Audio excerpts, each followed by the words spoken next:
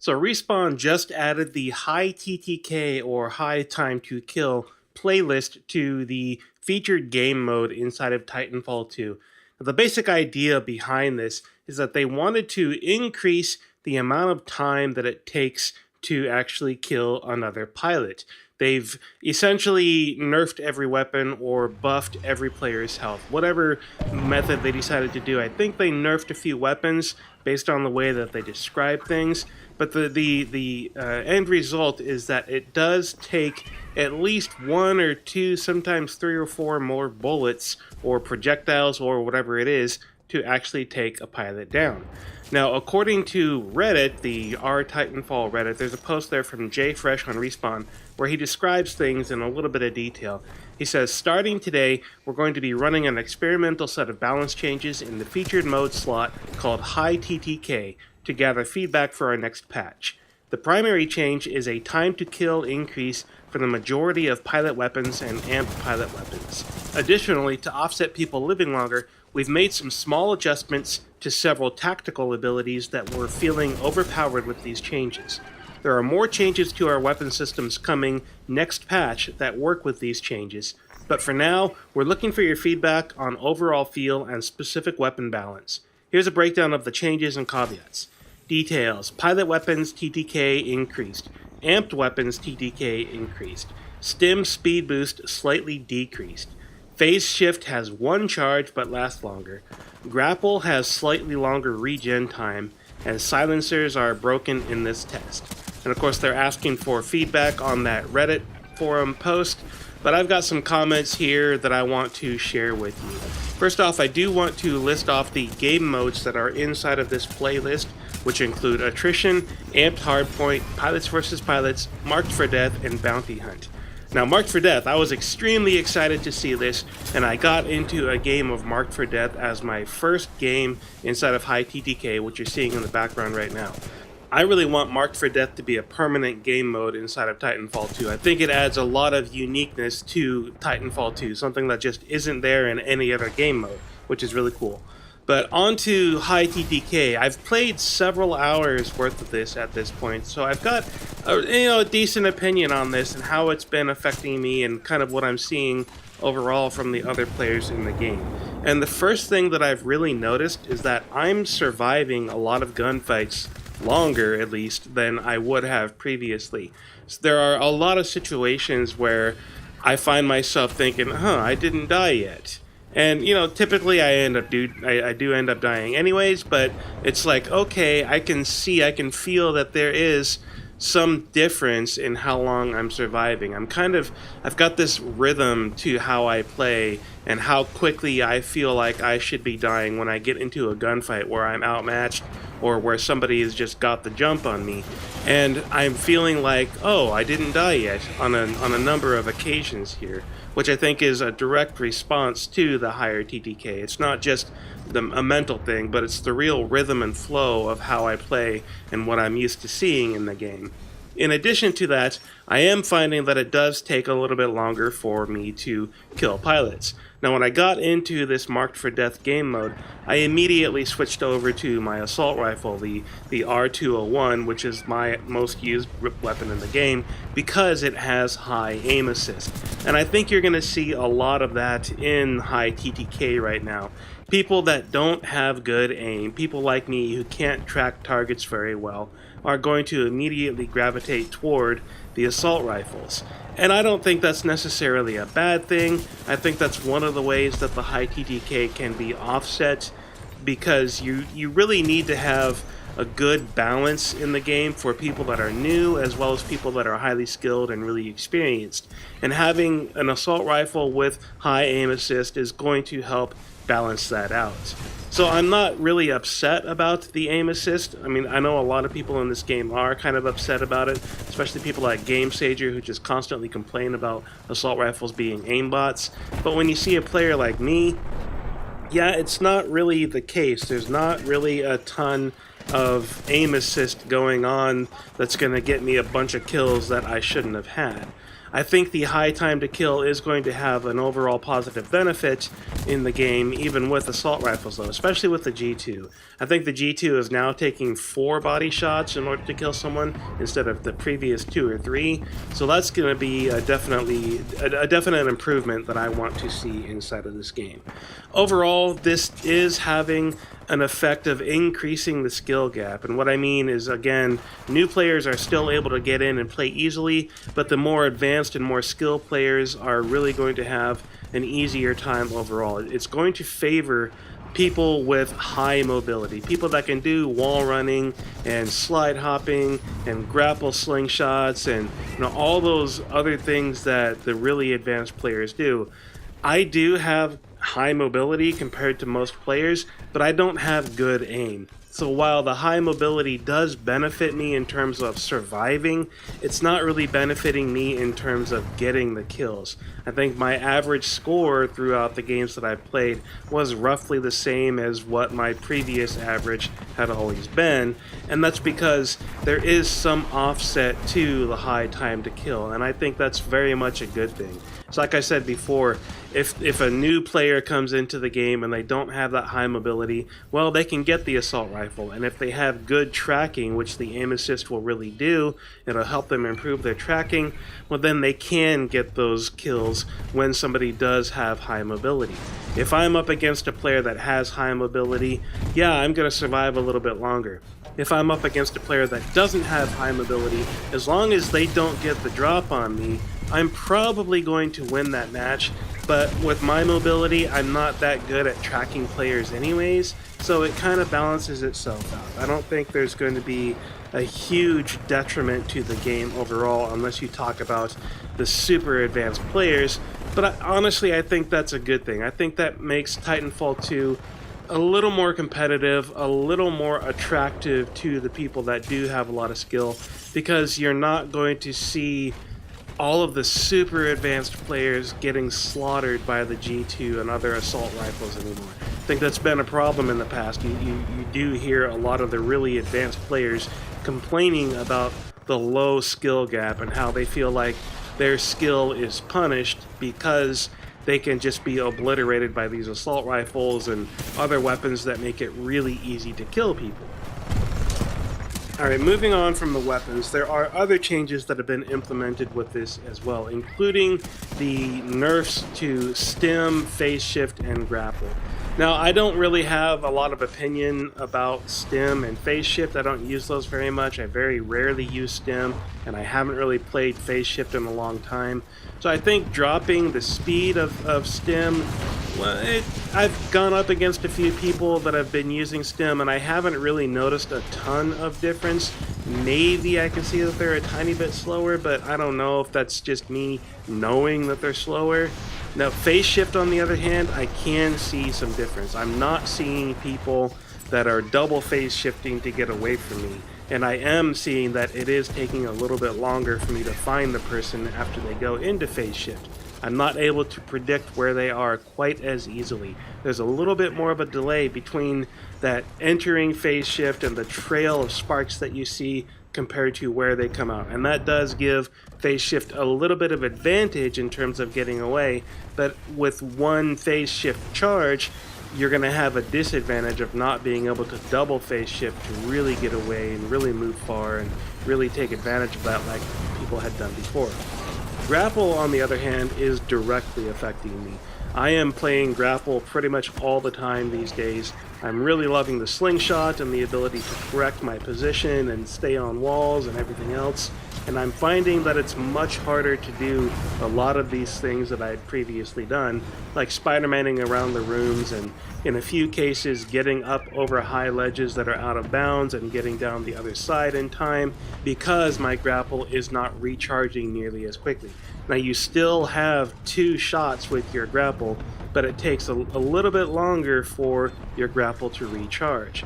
And I think in the end, you're going to see a lot of grapple players using Power Cell and Tactikill in order to get their grapple charged up and available more frequently. I haven't done that personally.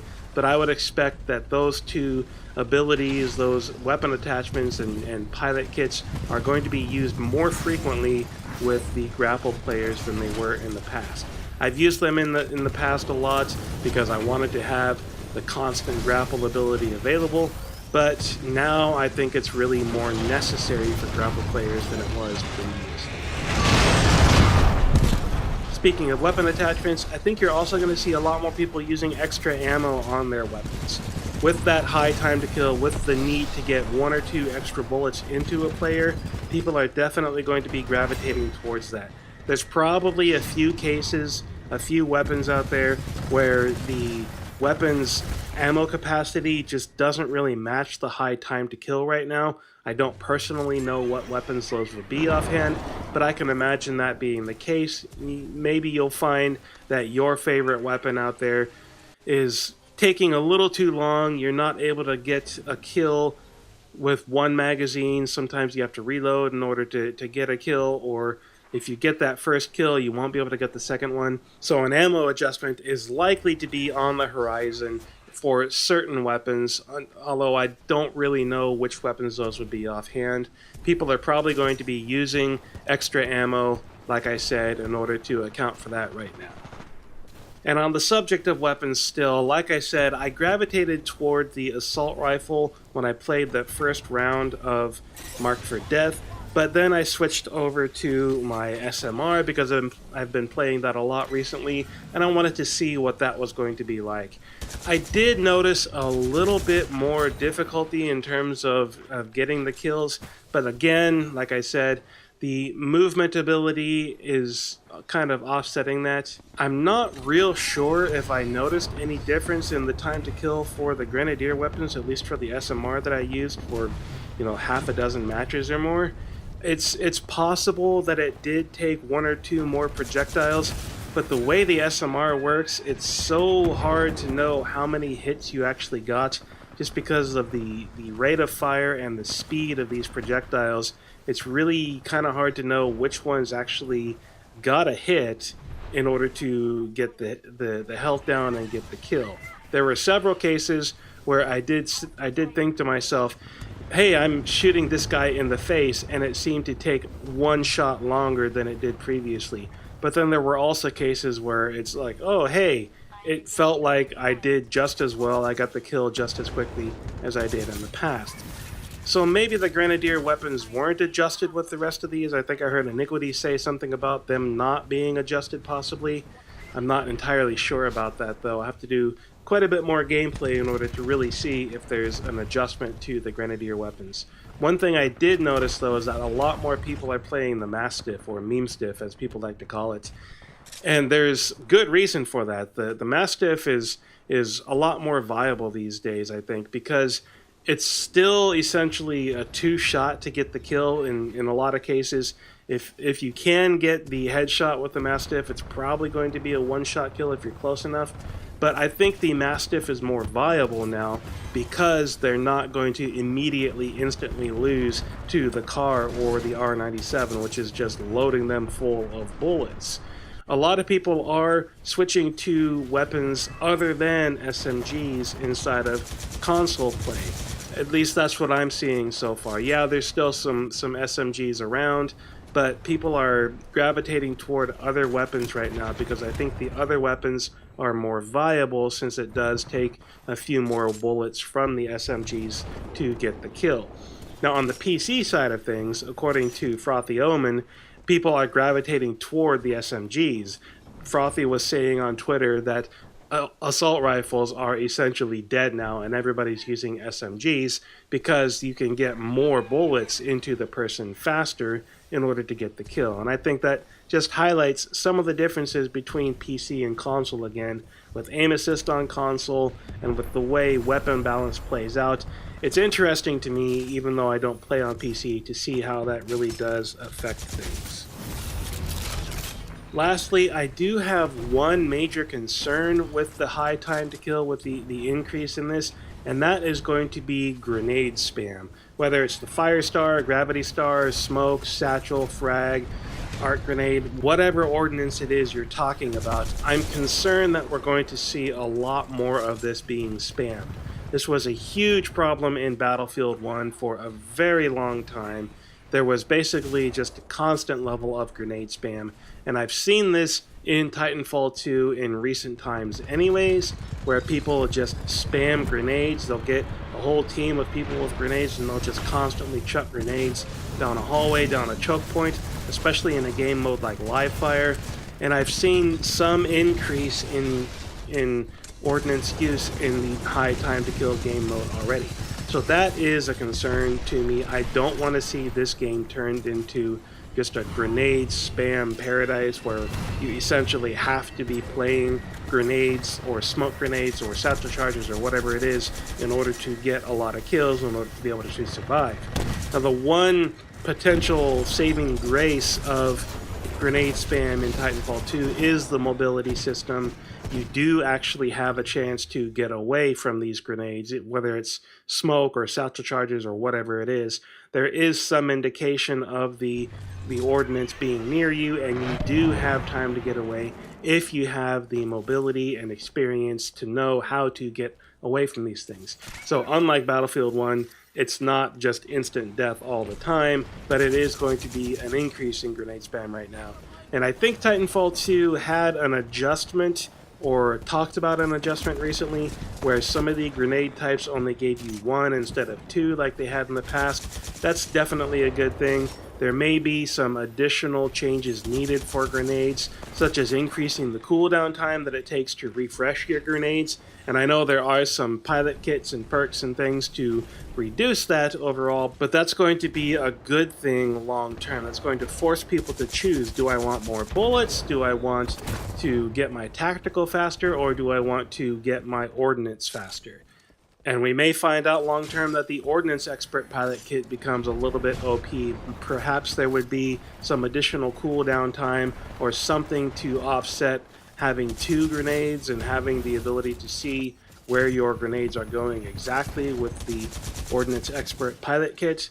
But I think there's a lot of opportunity here for really creating a good tactical situation with the ordnance inside of Titanfall 2. This is something that you see a lot in Capture the Flag, where people will throw the electric smoke down around a flag, or they'll throw a fire star like I tend to do onto a flag in order to keep people off of it momentarily. If you can use that not as a way to kill people, but as a deterrent so that you can get people with your weapon, your primary weapon or your secondary weapon, that's a good tactical use of the ordnance, and I think that's what we want to see more of, is real tactical use of these things. Yeah, it's really cool when you get those kills with the fire star, when you get somebody sucked into a gravity star and you can take them down, but I think the better use, and what we really want to see, what I really want to see in Titanfall 2, is good tactical use of grenades. Hopefully we won't have a real grenade spam problem if we can keep grenades to at a point where they feel balanced, where you just don't constantly have grenades.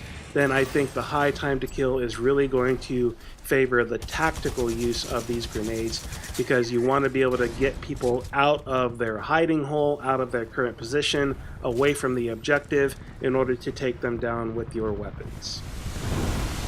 So that's kind of my experience right now. That's kind of my overview of high time to kill. It's a little bit of feedback for Respawn. Hopefully they are listening. I know they do listen to their community, and I would love to see somebody from the Respawn team paying attention to the scrubs like me that are mostly terrible at this game, but kind of a mix of having high mobility and terrible aim at the same time. I really enjoy this game, and I'm really excited to see this high time to kill playlist. It's been an incredibly fun game mode, because it does increase the amount of time that it takes to kill someone, which forces you ultimately to become a better player. Kind of increases the adrenaline as you realize, oh, I'm not dead yet, I might still get him, yes, oh, okay. But there's opportunity for improvement as a player with the higher time to kill. You're not just going in there and getting slaughtered instantly. You actually do have a chance to turn around, to get some bullets into somebody, to at least get an assist, if not the actual kill. and it does give you opportunity to really outplay other players, to use mobility, to use better tracking, to use your whatever your advantage is in this game, whatever you're really good at. You can use that in order to get around people. For me personally, my high mobility is allowing me to survive longer. When I see people are shooting at me, hear people are shooting at me, start seeing those hit markers on myself, I can generally start moving and getting out of the way. No, I'm not great at tracking and aiming, so I don't always get the kill, but I do survive a little bit longer, and that definitely increases my enjoyment of the game, because it makes me feel like, yes, I have a chance, I may be able to get turned around, I may be able to adjust, I may be able to get a few bullets off here. So good on you, Respawn, for making this high time to kill adjustment.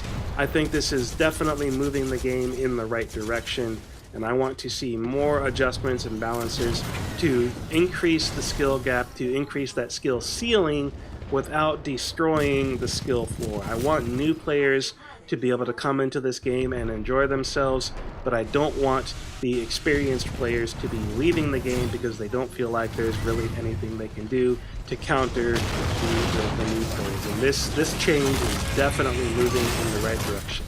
So thank you, Respawn. Hopefully you'll take some of this feedback and do some really cool things with the upcoming patch. I definitely love the idea of using the custom game mode, the current highlighted game mode, as a way to test out some of these adjustments. That's pretty sweet.